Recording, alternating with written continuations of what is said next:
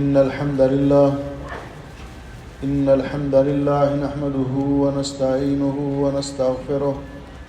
ونعوذ بالله من شرور أنفسنا ومن سيئات أعمالنا من يهده الله فلا مضل له ومن يضلل فلا هادي له وأشهد أن لا إله إلا الله وحده لا شريك له وأشهد أن محمدًا عبده ورسوله يا أيها الذين آمنوا اتقوا الله حق تقاته ولا تموتن إلا وأنتم مسلمون يا أيها الناس اتقوا ربكم الذي خلقكم من نفس واحدة وخلق منها زوجها وبث منهما رجالا كثيرا ونساء واتقوا الله الذي تساءلون به والأرحام إن الله كان عليكم رقيبا يا أيها الذين آمنوا اتقوا الله وقولوا قولا سديدا يصلح لكم أعمالكم ويغفر لكم ذنوبكم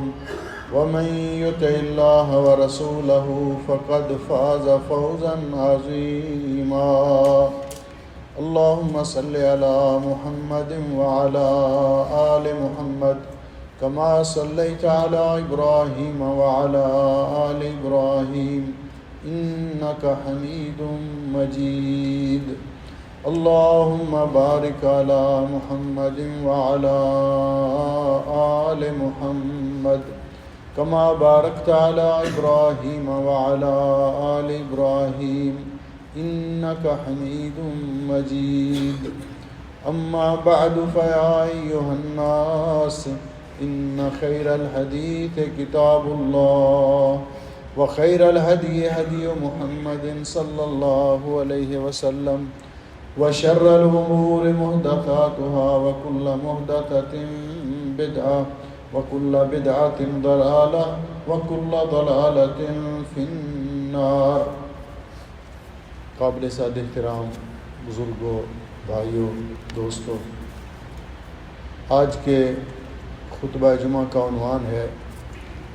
فضل التواضع و ذم الکبر۔ تواضع، انکساری، فروتنی کی فضیلت، تکبر،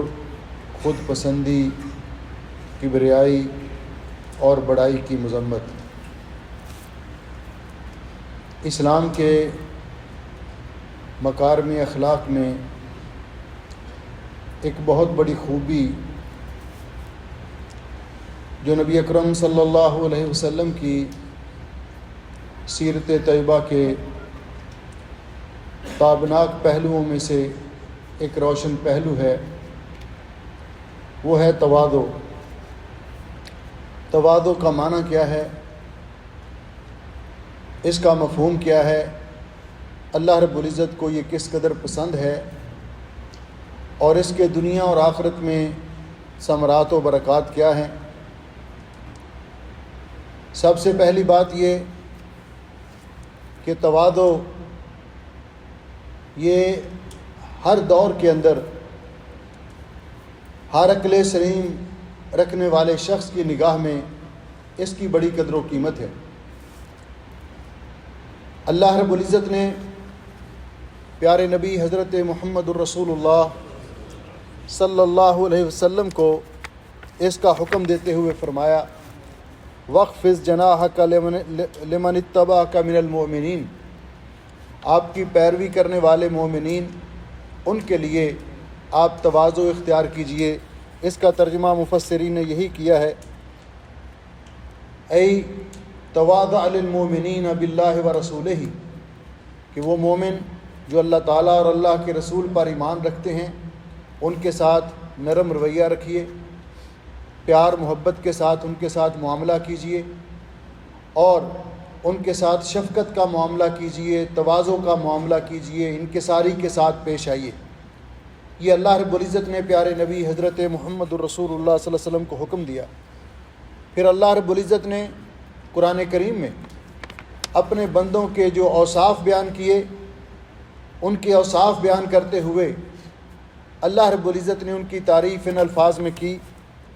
وعباد الرحمن الذین یمشون علی الارض ہونا، اللہ کے بندے، متقی بندے، پرہیزگار بندے، کامیاب لوگ اور اللہ کے پسندیدہ لوگ وہ ہیں جو زمین میں چلتے ہیں ہونا، اور ہونا کی تفسیر مفسرین نے کی ہے بسکینۃ و وقار و تواضع، کہ بڑے سکون اطمینان کے ساتھ، بڑے وقار کے ساتھ اور بڑی انکساری کے ساتھ وہ اللہ کی زمین پہ چلتے ہیں۔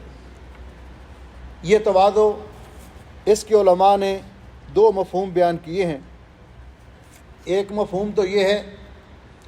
کہ تواضع یہ ہے الاستسلام للحق وقبولہ من ای انسان کو حق بات کہیں سے بھی مل جائے، چھوٹے آدمی سے مل جائے، بڑے آدمی سے مل جائے، چھوٹی عمر کے بچے سے مل جائے، بڑی عمر کے آدمی سے مل جائے، حق بات اور صحیح بات اس کو قبول کر لینا اور اس کو تسلیم کر لینا، یہ تواضع ہے۔ اور دوسرا معنی یہ کیا خفض الجناح للناس ومعاملتهم معاملۃ رقیقہ وودودہ، کہ دوسرا معنی اس کا یہ ہے کہ اللہ تعالیٰ کے بندوں کے ساتھ پیار کے ساتھ، محبت کے ساتھ اور شفقت کے ساتھ پیش آنا، یہ تواضع ہے۔ اور یہ پیارے نبی حضرت محمد الرسول اللہ صلی اللہ علیہ وسلم کی محبوب خصلت اور پیاری خوبی ہے۔ حدیث پاک میں آتا ہے کہ رسول اکرم صلی اللہ علیہ وسلم نے فرمایا کہ وہ لوگ جو تواضع اختیار کرتے ہیں، انکساری اختیار کرتے ہیں، فروتنی کے ساتھ لوگوں کے ساتھ پیش آتے ہیں، پیار و محبت کا معاملہ کرتے ہیں، اللہ رب العزت ان کو کیا انعام عطا کرتا ہے۔ عن ابی ہریرہ رضی اللہ تعالیٰ عنہ، حضرت ابو ہریرہ رضی اللہ تعالیٰ عنہ سے روایت ہے، فرماتے ہیں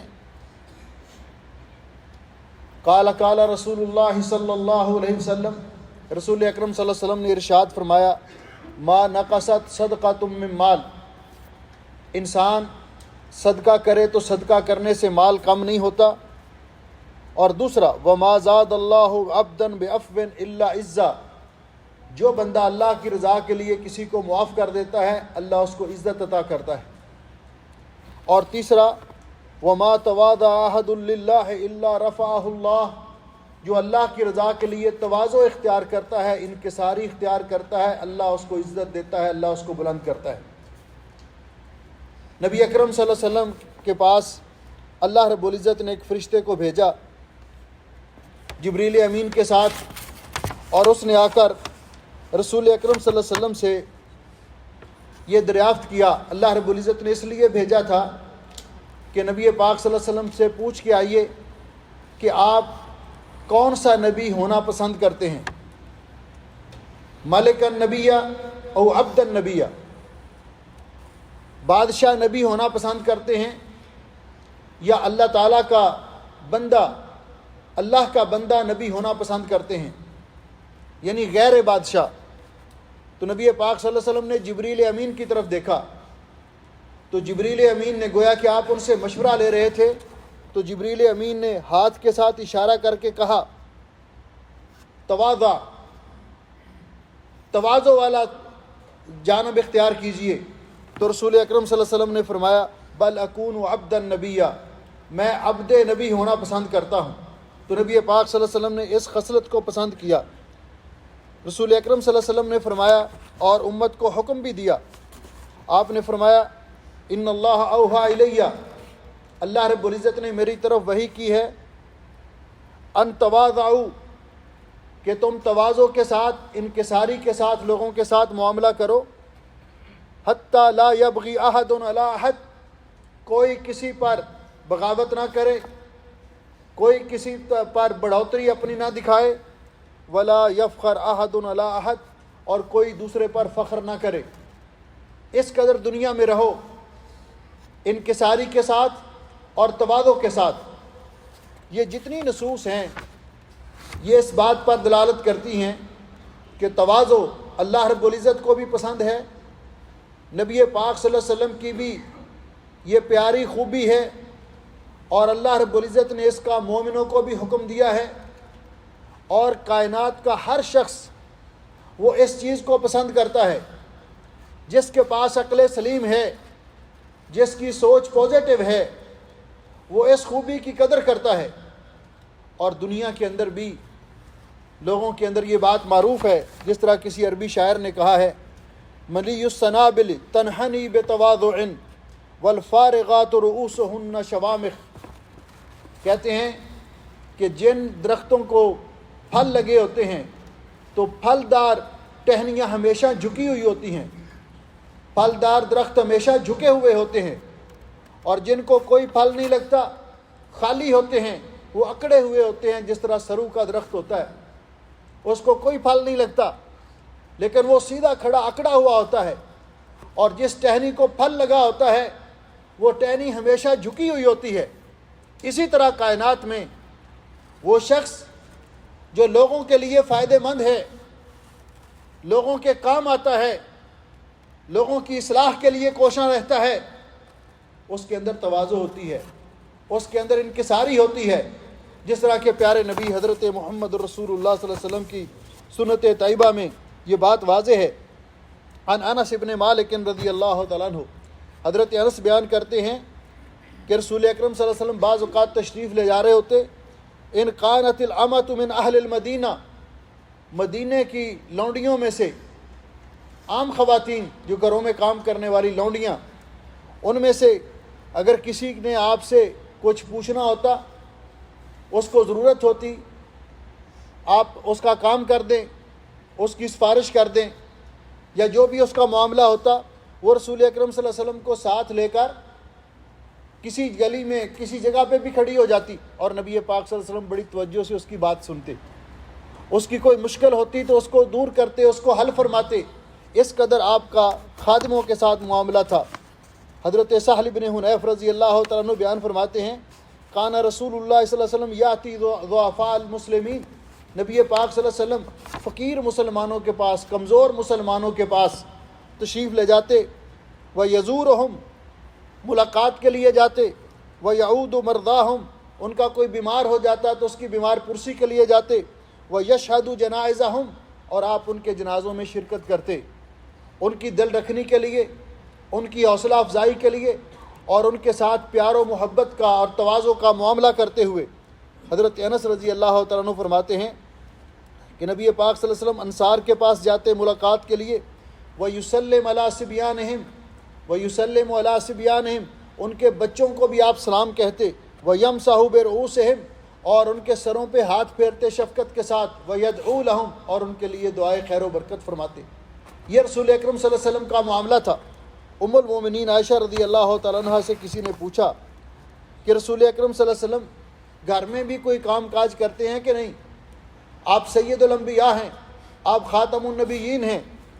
تو ام المومنین عائشہ رضی اللہ تعالیٰ عنہ فرماتی ہیں، نعم کان رسول اللہ صلی اللہ علیہ وسلم یخصف نعلہ، نبی پاک صلی اللہ علیہ وسلم کا اگر جوتا مبارک ٹوٹ جاتا تو آپ خود گانٹھ لیتے تھے، ویخیط ثوبہ، اور کہیں سے کپڑا پھٹ جاتا تو آپ خود اس کو پیبند لگا لیتے تھے، سی لیتے تھے، وَيَعْمَلُ فِي بَيْتِهِ كَمَا يَعْمَلُ أَحَدُكُمْ فِي بَيْتِهِ، اور آپ گھر میں اسی طرح کام کرتے تھے جس طرح ہر شخص اپنے گھر میں کام کرتا ہے۔ جو یہ بات سمجھتا ہے کہ گھر میں کام کرنا، گھر والوں کا تعاون کرنا کوئی عیب کی بات نہیں، یہ گھر کا کام ہے، ان کا مساعدہ کرنا یہ مرد کے لیے کوئی عیب کی بات نہیں ہے۔ تو اس لیے یہ تواضع اور انکساری اللہ رب العزت کو بھی محبوب ہے، اور دنیا میں بھی ایسا شخص لوگوں کے لیے فائدہ مند ہے، اور آخرت کے اندر بھی اللہ رب العزت اس کو بہت مقام عطا فرماتے ہیں۔ اس کے متضاد جو خامی ہے، جو بہت بڑی کوتاہی ہے، اور دل کے خطرناک امراض میں سے جو ایک مرض ہے، وہ ہے الکبر، تکبر، غرور، اپنے آپ کو بڑا سمجھنا، خود پسندی، یہ سمجھنا کہ ہم چما دیگرے نیست، ہم ہیں میاں، جیسے ہم ہیں ہمارے جیسا کوئی نہیں، یہ تکبر ہے۔ اور رسول اکرم صلی اللہ علیہ وسلم نے اس کی تعریف ان الفاظ میں کی کہ تکبر کیا ہے۔ آپ نے فرمایا الکبر بطر الحق وغمت الناس، تکبر یہ ہے کہ حق بات سمجھ آ جانے کے باوجود اس کو تسلیم نہ کرنا اور لوگوں کو اپنے آپ سے حقیر سمجھنا، یہ سمجھنا کہ لوگوں کی میرے سامنے کیا حیثیت ہے، یہ اس طرح کی بری خامی ہے اور دل کی بیماریوں میں سے ایسی خطرناک بیماری ہے جس انسان کو لاحق ہو جاتی ہے، اس قدر تباہ و برباد کر دیتی ہے کہ پیارے نبی حضرت محمد رسول اللہ صلی اللہ علیہ وسلم فرماتے ہیں لا يدخل الجنت من کان فی قلبہ مثقال ذرۃ من کبر، جس آدمی کے دل میں ذرہ کے برابر بھی، رائی کے دانے کے برابر بھی تکبر ہوا، وہ جنت میں نہیں جا سکے گا، اس لیے کہ اس نے وہ جرم کیا ہے، اس نے وہ گناہ کیا ہے کہ حضرت ابن عباس رضی اللہ تعالیٰ عنہ فرماتے ہیں کہ نبی پاک صلی اللہ علیہ وسلم نے فرمایا، اللہ جل شانہ فرماتے ہیں الکبریاء ردائی، تکبر میری چادر ہے، اللہ کی عزت کی چادر ہے،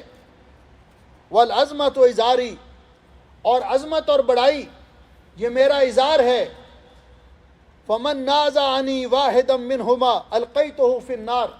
جو ان دونوں میں سے کسی کو ہاتھ ڈالنے کی کوشش کرے گا میں اس کو جہنم میں داخل کروں گا۔ تکبر کرنے والا شخص ایک تو اللہ کی سخت ناراضگی کا شکار، اور دوسرا اللہ رب العزت کی جنت سے محروم، کہ جس کے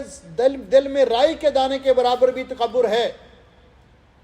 وہ جنت میں نہیں جا سکے گا۔ اور نبی پاک صلی اللہ علیہ وسلم نے اس کی حقیقت کو واضح کرتے ہوئے فرمایا، جب آپ نے یہ ارشاد فرمایا کہ جس آدمی کے سینے دل میں رائی کے دانے کے برابر بھی تکبر ہوگا وہ جنت میں نہیں جا سکے گا، تو صحابہ اکرام نے آپ سے سوال کیا ان الرجل یحب ان یکون ثوبہ حسنا ونعلہ حسنا، ایک آدمی کی خواہش ہوتی ہے کہ اس صاف ستھرے کپڑے پہنے، خلاف شریعت نہ ہو، فضول خرچی نہ ہو، لیکن صاف ستھرا لباس پہنے، اچھا جوتا پہنے، کیونکہ اللہ رب العزت کو یہ بات پسند ہے کہ اللہ تعالیٰ نے جس بندے کو نعمت دی ہے اپنی نعمت کے اثرات اس بندے پر دیکھے۔ تو رسول اکرم صلی اللہ علیہ وسلم نے فرمایا اچھا لباس پہننا، اچھا جوتا پہننا یہ تکبر نہیں ہے، بلکہ تکبر یہ ہے ولیکن الکبر، کیوں کہ ان اللہ جمیل یحب الجمال، اللہ تعالیٰ خوبصورت ہے، خوبصورتی کو پسند کرتا ہے، لیکن تکبر یہ ہے الکبر بطر الحق وغمط الناس، تکبر یہ ہے کہ حق بات کو تسلیم نہ کرنا اور لوگوں کو حقیر جاننا۔ علماء نے اس کی دو قسمیں بیان کی ہیں تکبر کی، ایک باطنی قسم ہے جس کا تعلق دل کے ساتھ ہے کہ آدمی دل میں اپنے آپ کو سب سے اعلیٰ سمجھے، سب سے بڑا سمجھے، اور یہ بہت زیادہ خطرناک ہے۔ اور دوسرا ظاہری تکبر ہے کہ اس کا تکبر اس کی زبان سے ظاہر ہو، اس کی باتوں سے ظاہر ہو، اس کے اعمال اور کردار سے ظاہر ہو، جیسا کہ حدیث پاک میں آتا ہے، قرآن پاک میں اللہ رب العزت نے فرمایا سب سے پہلا شخص جس نے اس جرم کا ارتکاب کیا وہ ابلیس ہے۔ جب اللہ رب العزت نے اس کو حکم دیا فرشتوں کے ساتھ کہ آدم علیہ السلام کو سجدہ کرو، ابا واستکبرا، اس نے انکار کر دیا اور تکبر کیا، اور اس نے اس کی وجہ یہ بیان کی قال انا خیر منہ، میں اس سے بہتر ہوں، خلقتنی من نار وخلقتہ من طین، اے اللہ تو نے مجھے آگ سے پیدا کیا ہے، آدم کو مٹی سے پیدا کیا ہے، لہذا میں اس سے بہتر ہوں۔ یہ بات انا خیر منہ ابلیس نے کہی،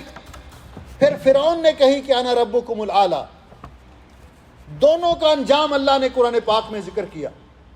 کیونکہ غرور کا سر نیچا ہوتا ہے۔ تکبر عزازیل را خار کرد، بے زندان لعنت گرفتار کرد، ابلیس کو تکبر نے اس قدر ذلیل کیا ہمیشہ ہمیشہ کے لیے لعنت میں گرفتار ہو گیا۔ اس کا جب بھی کوئی نام لیتا ہے اس پہ لعنتیں بھیجتا ہے، اللہ کی طرف سے اس پر قیامت تک کے لیے لعنتیں ہیں۔ اس لیے عملی طور پر تکبر کرنا، زبانی طور پر یہ تکبر کہ زبان سے کہنا کہ مجھ جیسا کوئی نہیں، اور عملی طور پر اللہ رب العزت قرآن پاک میں فرماتے ہیں کہ یہ لوگ تکبر کرنے والے جب ان سے کہا جاتا ہے کہ اللہ سے ڈرو تو حق بات کو ماننے سے انکار کر دیتے، وَإِذَا قِيلَ لَهُ اتَّقِ اللَّهَ أَخَذَتْهُ الْعِزَّةُ بِالْإِثْمِ فَحَسْبُهُ جَهَنَّمُ وَبِئْسَ الْمِهَادُ۔ نبی کریم علیہ السلام نے فرمایا ایک آدمی جو عملی تکبر کا مظاہرہ کرتے ہوئے بینما رجل یتبختر یمشی فی بردیہ، اس نے اپنا بڑی قیمتی چادریں پوشاک پہنی ہوئی اور چلتا جا رہا تھا، قد، اور ایک روایت میں اس کے بڑے بڑے بال تھے، ان کو سنوارا ہوا تھا، قد اعجبتہ نفسہ، اور وہ خود پسندی میں مبتلا تھا، اکڑ اکڑ کے چل رہا تھا تکبر کے ساتھ، اپنے لباس پر، اپنے حسن و جمال پر، اپنی جوانی پر فخر کر رہا تھا۔ اللہ کو اس پر اتنا غصہ آیا، فخسف اللہ بہ الارض وہو یتجلجل فیہا الی یوم القیامہ، اللہ تعالیٰ نے اس کو زمین میں دھنسا دیا اور قیامت تک وہ دھنستا ہی چلا جاتا رہے گا، کیونکہ اللہ رب العزت نے فرمایا لا تمشی فی الارض مرحا، اللہ کی زمین پہ اکڑ کے نہ چلو۔ آپ کتنے بھی اپنے آپ کو بلند کر لیں، اونچی ایڑیوں والے جوتے پہن لیں، اکڑ اکڑ کر چلیں، انک لن تخرق الارض ولن تبلغ الجبال طولا، نہ تو تم پاؤں مار کے زمین کو پھاڑ سکتے ہو اور نہ پہاڑوں کی بلندی کو پہنچ سکتے ہو۔ اس لیے رسول اکرم صلی اللہ علیہ وسلم نے فرمایا کہ تکبر عملی طور پر کرنے والا یہ حق بات کو قبول کرنے سے انکار کر دیتا ہے، کیونکہ اللہ رب العزت فرماتے ہیں سأصرف عن آیاتی الذین یتکبرون فی الارض بغیر الحق، میں ان لوگوں کو اپنی آیات پر عمل کی توفیق نہیں دیتا جو بغیر حق کے میری آیات سے تکبر کرتے اور ان کو قبول نہیں کرتے۔ حدیث پاک میں اس کی مثال بیان کی، حضرت سلمہ ابن اکوع رضی اللہ تعالیٰ عنہ بیان کرتے ہیں کہ نبی پاک صلی اللہ علیہ وسلم تشریف فرما تھے، ان رجلا اکل عند رسول اللہ صلی اللہ علیہ وسلم بشمالہ، ایک منافق آپ کے سامنے بیٹھا بائیں ہاتھ سے کھا رہا تھا۔ ہمارے یہاں تو بائیں ہاتھ سے کھانا یا پینا اس کو کوئی عیب نہیں سمجھتے نا، عام عادت بنی ہوئی ہے، بوتل کھولی، ڈھکن دائیں ہاتھ میں پکڑا ہوا ہے جس کی ضرورت بھی نہیں ہے اور بائیں ہاتھ سے پی رہے ہیں۔ اتنا بڑا جرم ہے کہ رسول اکرم صلی اللہ علیہ وسلم نے فرمایا کہ شیطان بائیں ہاتھ سے کھاتا اور پیتا ہے، یہ شیطان کی سنت ہے۔ پیارے نبی حضرت محمد رسول اللہ صلی اللہ علیہ وسلم کی سنت ہے بسم اللہ پڑھ کے کھانا اور دائیں ہاتھ سے کھانا۔ آپ کے سامنے وہ منافق کھا رہا تھا، آپ نے فرمایا کل بیمینک، او بھائی دائیں ہاتھ سے کھاؤ۔ اب اس کو یہ بات بری لگی، سمجھ گیا تھا کہ میں غلطی کر رہا ہوں، لیکن اس نے سمجھا کہ اگر میں مان لوں گا تو یہ میری انسلٹ ہوگی، توہین ہوگی۔ اس نے کہا لا استطیع، مجھ سے نہیں کھایا جاتا۔ قالا، تو نبی علیہ السلام نے فرمایا لستطعت، تو کبھی کھا بھی نہیں سکے گا۔ آپ نے فرمایا ما منعہ الا الکبر، اس کو تکبر نے منع کیا تھا، حق بات کو قبول کرنے سے تکبر نے منع کیا اس کو۔ فرمایا فما رفعها الی فیہ، اس کے بعد اس نے کبھی اس کا دایاں ہاتھ منہ تک آیا ہی نہیں۔ نبی پاک صلی اللہ علیہ وسلم کی اس گستاخی کی وجہ سے اللہ نے اس کو یہ سزا دی۔ اس لیے تکبر کرنے والا جنت سے بھی محروم ہے۔ حضرت ثوبان رضی اللہ تعالیٰ عنہ بیان فرماتے ہیں کہ نبی علیہ السلام نے فرمایا من مات وہو بری من ثلاث، جو آدمی اس حالت میں دنیا سے گیا کہ تین چیزوں سے بری ہوا وہ جنت میں جائے گا، الکبر، تکبر سے بری ہوا، والغلول، اور خیانت سے بری ہوا، والدین، اور قرض سے بری ہوا۔ اللہ تعالیٰ فرماتے ہیں تلک الدار الآخرہ نجعلها للذین لا یریدون علوا فی الارض ولا فسادا والعاقبۃ للمتقین۔ تکبر، عجب، خود پسندی، یہ انسان کو ہلاک کر دینے والی چیزیں ہیں۔ نبی علیہ السلام نے فرمایا المہلکات ثلاث، تین چیزیں انسان کو ہلاک کر دینے والی ہیں، ان میں سے ایک اعجاب المرء بنفسہ، آدمی کا اپنے آپ کو دوسروں سے بالا تر سمجھنا، فوق سمجھنا کہ مجھ جیسا کوئی نہیں، خود پسندی، یہ انسان کو ہلاک کر دیتی ہے، تباہ و برباد کر دیتی ہے۔ اور ایسے لوگوں کا قیامت کے دن دنیا کے اندر اپنے آپ کو بڑا سمجھتے تھے، نبی پاک صلی اللہ علیہ وسلم نے فرمایا کہ قیامت کے دن یحشر المتکبرون یوم القیامہ امثال الذر فی صور الرجال، متکبرین کو قیامت کے دن جب اٹھایا جائے گا تو یہ چیونٹیوں کی قامت میں ہوں گے، انسانوں کی شکل میں، چھوٹے چھوٹے ان کے قد چیونٹیوں جیسے ہوں گے، لوگوں کے پاؤں کے نیچے یہ روندے جا رہے ہوں گے۔ یغشاہم الذل من کل مکان، ہر طرف سے ان پر ذلت برس رہی ہوگی۔ یساقون الی سجن فی جہنم، ان کو جہنم کے قید خانے کی طرف لے جایا جائے گا۔ یسمى بولس، جس کا نام بولس ہے، تعلوہم نار الانیار، بڑی آگ ان کے اوپر بلند ہو رہی ہوگی، وَيُسْقَوْنَ مِنْ أُسَارَةِ أَهْلِ النَّارِ طِينَةَ الْخِبَالِ، آپ نے فرمایا جہنمیوں کے خون اور پیپ سے ان کو پلایا جائے گا۔ اللہ تعالی ہم سب کو محفوظ فرمائے، اور اللہ تعالی ہمیں اس بری خصلت سے اور اس خامی سے محفوظ رکھے۔ اللہ تعالی ہمیں تواضع اختیار کرنے کی توفیق عطا فرمائے اور کبر سے، تکبر سے بچائے۔ اقول قولی ھذا استغفر اللہ لی ولکم ولسائر المسلمین من کل ذنب۔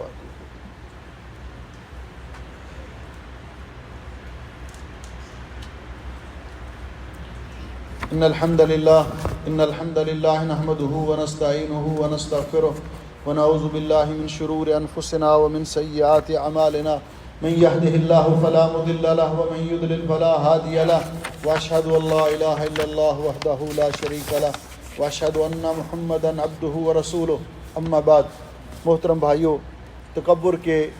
علماء نے کچھ اسباب ذکر کیے ہیں کہ کن اسباب کی بنیاد پر انسان تکبر کرتا ہے۔ 7 قسم کے اسباب علماء نے ذکر کی ہیں۔ پہلا سبب علم،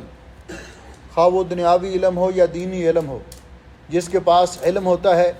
وہ دوسروں سے اپنے آپ کو بڑا فائق سمجھتا ہے اور ان کو کوئی حیثیت نہیں دیتا، اور یہ انسان کے تکبر کا ذریعہ بنتا ہے۔ دوسری چیز العمل والعبادہ، کہ انسان کو اللہ نے علم دیا ہے اور وہ عبادت کرتا ہے، تو بعض لوگوں کو اپنی عبادت پر بڑا غرور ہوتا ہے کہ ہم نے اتنی عبادت کی، ہم اتنے نفل پڑھتے ہیں، ہم نفلی روزے رکھتے ہیں، ہم یہ عبادت کرتے ہیں۔ تو یہ غرور بھی، یہ بھی عبادت بھی کہ میں بہت بڑا عابد ہوں، بہت بڑا عبادت گزار ہوں، یہ بھی انسان کو تکبر میں مبتلا کر دیتا ہے اور یہ بھی انسان کو تباہ کر دیتا ہے۔ تیسری چیز النسب، حسب و نسب، یہ تکبر کا سبب بنتا ہے کہ آدمی، حالانکہ سب آدم علیہ السلام کی اولاد ہیں، اللہ تعالیٰ نے فرمایا وَجَعَلْنَاكُمْ شُعُوبًا وَقَبَائِلَ لِتَعَارَفُوا، ہم نے یہ قبیلے اور خاندان اس لیے بنائے کہ تم آپس میں تعارف کرو۔ لیکن آدمی کچھ خاندانوں کو حقیر سمجھے، اپنے آپ کو بڑا سمجھے، تو یہ حسب و نسب بھی انسان کو تکبر میں مبتلا کر دیتا ہے۔ چوتھا سبب حسن و جمال، حسن و جمال بھی انسان کو بعض اوقات تکبر میں مبتلا کر دیتا ہے کہ انسان سمجھتا ہے مجھ جیسا کوئی نہیں، میں سب سے زیادہ خوبصورت ہوں، سب سے زیادہ حسین و جمیل ہوں۔ پانچویں چیز القوہ، انسان کی قوت اور زور بازو، یہ بھی بعض اوقات انسان کو سمجھتا ہے کہ میں کسی کو کیا سمجھتا ہوں، یہ بھی تکبر میں مبتلا کر دیتا ہے۔ چھٹی چیز المال، مال انسان کو تکبر اور غرور میں مبتلا کر دیتا ہے کہ میرے پاس مال ہے، میں جو چاہوں کر سکتا ہوں۔ اور ساتواں سبب جو ہے وہ کثرت الانصار، کہ انسان کے پاس مال ہوتا ہے، بعض اوقات قوت ہوتی ہے، اس وجہ سے اس کے مفت خورے اور اس کے ساتھ اس کا گروپ اور جتھا بن جاتا ہے، تو وہ سمجھتا ہے کہ میں اتنے لوگ ہیں، میں جو کسی کو جی چاہوں کروں، مجھے کوئی کیا کہہ سکتا ہے، تو یہ بھی تکبر کا باعث بن جاتا ہے۔ اور ان سب چیزوں کا علاج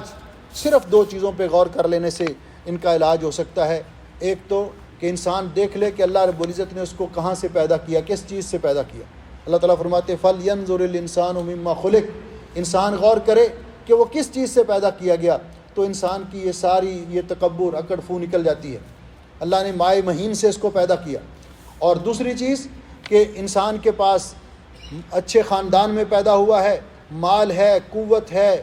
اور اس کے پاس حسن و جمال ہے، تو یہ اس کا اپنا نہیں ہے، یہ اللہ کا دیا ہوا ہے۔ تو پرائی چیز پر تکبر کرنے کا کوئی تک ہی نہیں بنتا۔ انسان اگر ان چیزوں پہ غور کر لے تو از خود وہ تکبر کی بجائے، بڑائے غرور کی بجائے، وہ اللہ کا شکر ادا کرے کہ یہ سب کچھ اللہ تعالیٰ کا عطا کیا ہوا ہے، اور اللہ رب العزت مجھے اور آپ کو اپنی نعمتوں کا شکر ادا کرنے کی توفیق بخشے۔ اللہ سبحانہ و تعالیٰ ہمیں غرور و تکبر سے بچائے۔ ایک ساتھی نے لکھا ہے کہ میری بھتیجی پاکستان میں ہاسپٹل میں، ڈاکٹروں نے جواب دے دیا ہے، اس کے لیے دعا کریں۔ اللہ تعالیٰ، عبدالحفیظ صاحب لکھ رہے ہیں، اللہ تعالیٰ اس بچی کو شفائے کاملہ عطا فرمائے، اور بھی جو بیمار ہیں اللہ ان کو شفائے کاملہ عطا فرمائے۔ ہمارے بہت بڑے بزرگ مولانا عائش محمد صاحب وفات پا گئے ہیں، ان کے لیے دعا کریں، اللہ ان کی مغفرت فرمائے اور ان کے جنت میں درجات بلند کرے۔ ایک اور بھائی مشتاق صاحب ہیں، ان کا میسج آیا تھا کہ ان کی والدہ وفات پا گئی ہیں، ان کے لیے بھی دعا کریں، اللہ سب بیماروں کو شفا دے اور سب فوت شدگان کی مغفرت فرمائے۔ ان اللہ و ملائکتہ یصلون علی النبی یا ایھا الذین آمنوا صلوا علیہ وسلموا تسلیما۔ اللہم صل علی محمد وعلی آل محمد كما صليت على إبراهيم وعلى آل إبراهيم إنك حميد مجيد. اللهم بارك على محمد وعلى آل محمد كما باركت على إبراهيم وعلى آل إبراهيم إنك حميد مجيد. ربنا ظلمنا أنفسنا وإن لم تغفر لنا وترحمنا لنكونن من الخاسرين. اللهم إنك عفو تحب العفو فاعف عنا.